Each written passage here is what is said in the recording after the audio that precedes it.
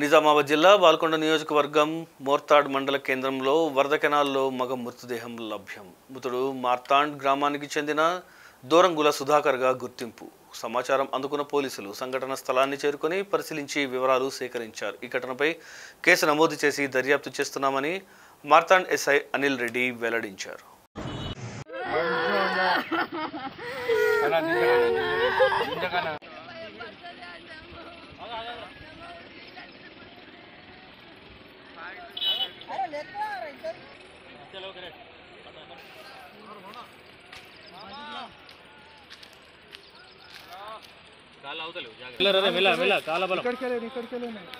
अरे पकड़ रहे उसको, पकड़ रहे वो जेब में लगा दे रहे साथ ही दे रहे हाथ साइड में लगा वो गुरु पर